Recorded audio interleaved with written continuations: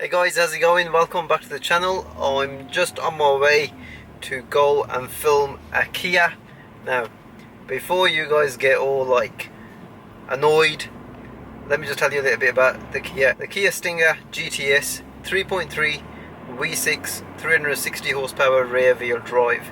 That's what's really exciting me about, going and driving one of these cars and putting it on the channel. I can't really compare it to a vast majority of cars, but the one that I can compare it to, which I've driven and it's on the channel, is the BMW 440i. Very similar kind of power outputs and what have you, so it's gonna be basically up against that one. Check this out guys, I spent the morning washing my car and it's now kind of hailstoning. You can probably hear it bouncing off the windows.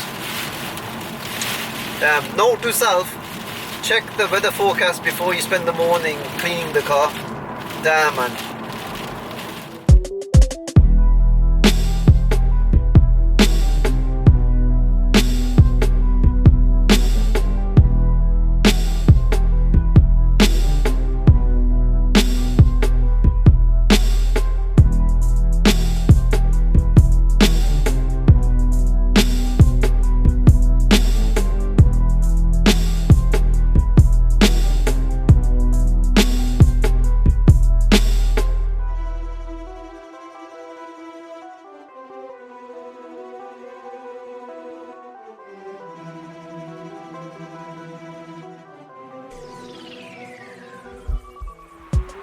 So guys, we've just turned up here, and obviously the Kia Stinger has just turned up as well. So what we're going to do is go around that car. It just looks massive compared to, like, say the 4 Series for example.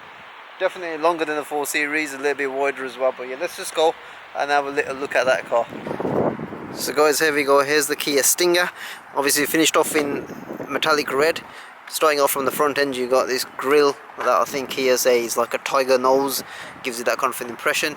You got these kind of vents down here which are real. They literally, like, duct air through there over the brakes, cooling them.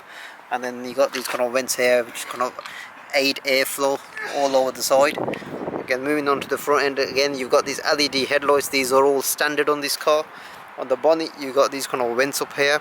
They are a bit fake, but they're there. They give it that kind of a sporting look. What I like about it guys is that it's got this kind of a long bonnet, makes it look like a proper muscle car. And look at those overhangs on the front, they're quite short. And then you got these kind of massive bulges on the rear quarter here. Moving around the rear of the car, you got quad exhaust pipes guys on the Kia. Quad exhaust pipes on the Kia. Brembo brakes all around. You got Brembo brakes on the front, and you got Brembo brakes on the rear. Now on the 2-litre model you only get Brembos on the front, not on the rear, so I'm told. So yeah, it's pretty damn good in terms of, like, say the kit list. So guys, let's have a look at the kit list on this car.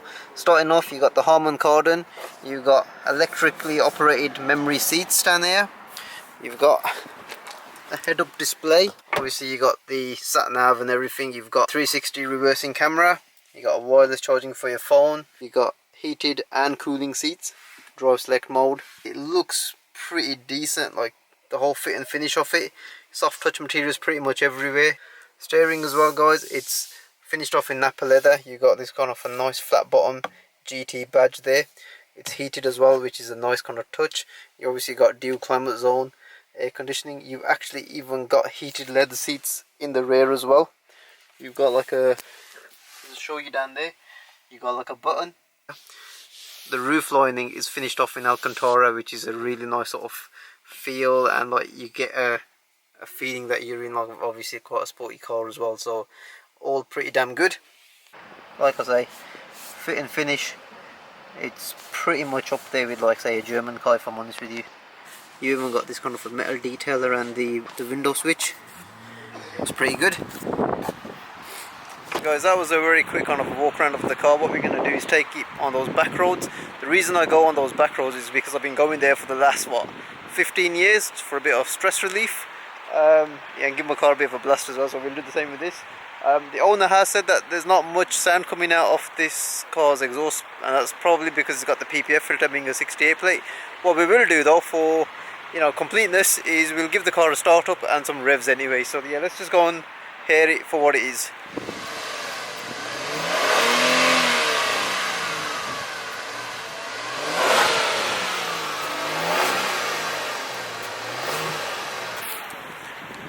guys, plenty of smoke but not much noise. I guess that's the EU regulations killing off all that kind of excitement, I guess. But yeah, let's just not get bogged down about pops and crackles. Let's go and drive the car now and see how it actually really drives, because that's what it's all about, right?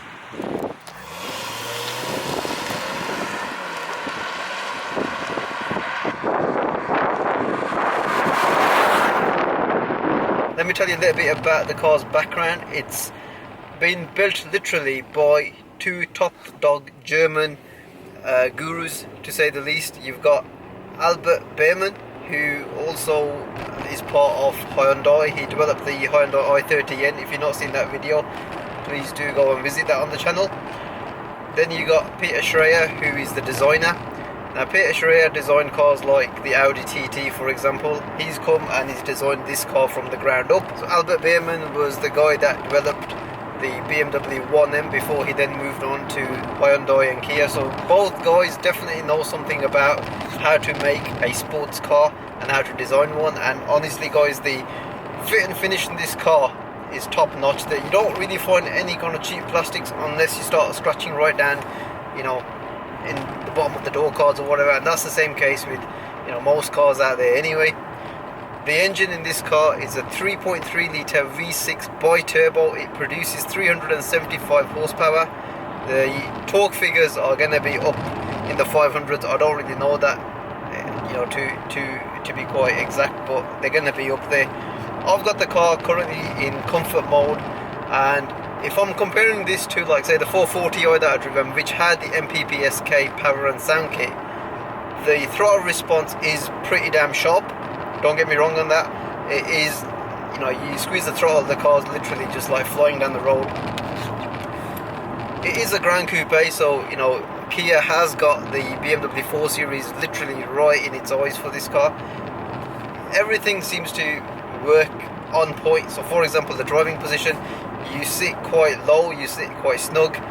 The steering wheel is quite direct. Everything just seems nicely weighted. It even comes with a limited slip lift, just so that, you know, you can get the power down and actually go sideways in it, because it will let you do that controllably. It comes with, like, say, 5 driving modes. You got Eco, same as an Eco Pro in like the BMs. You then got Comfort, again same as, you know, the BMs. Then you've got Sport, Sport Plus, and then the fifth one is called Smart, which kind of learns how you drive in, and then it adapts everything to that. I personally think, without even like looking at it, I probably think that's probably a bit more of a gimmick, but I would drive this car either in, you know, say Comfort when I'm just stuck in traffic around town, or in Sports Plus or Sports, however you want to do it. It does come with the adaptive suspension, and, you know, it really is quite compliant through these kind of broken roads. I know these roads quite well. Like I said before, I've been coming here for the last sort of 15 years, so I know where all the rough surfaces are and the undulations in like the country lanes. So it's the only reason I should come here pretty much with all the cars.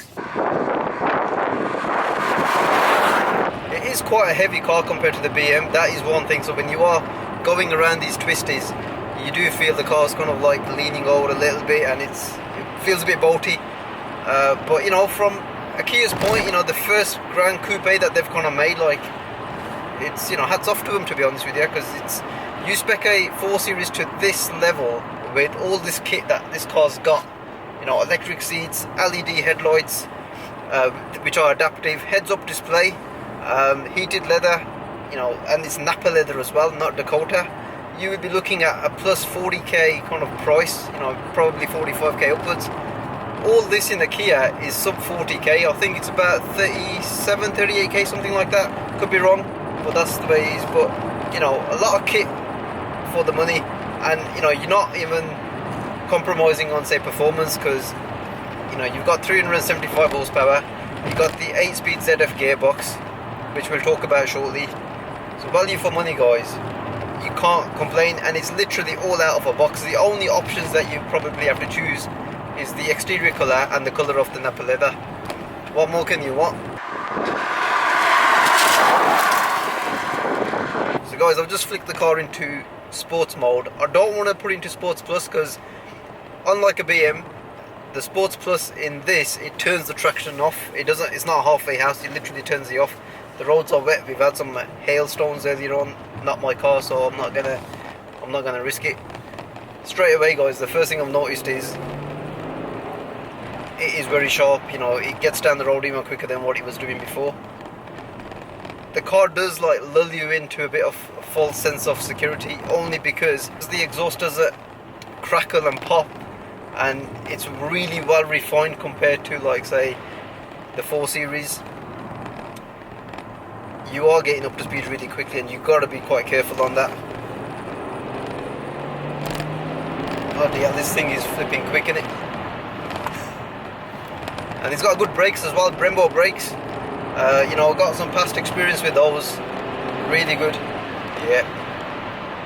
So guys, what do I think about the engine?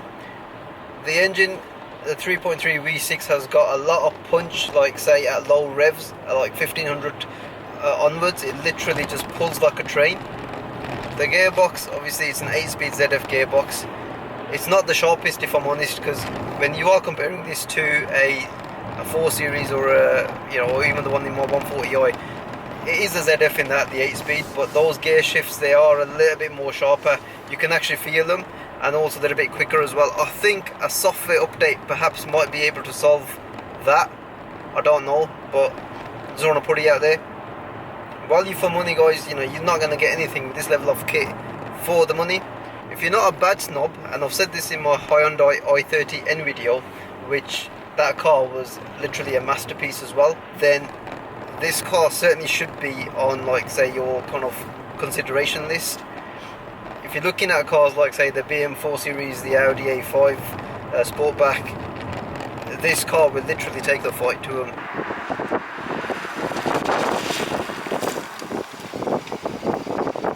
Right guys, so I'm now back at the same spot where I started this video. I'm sat in the car because it is still quite windy out there, and I thought, you know, you're probably not going to get across what I want to say. So yeah, the Kia Stinger guys, it's a proper car, you know, proper performance car, 3.3 litre, 375 horsepower engine. Like I said before, if you are not into your like car badges and what have you, then this car literally should be on your kind of a purchase list.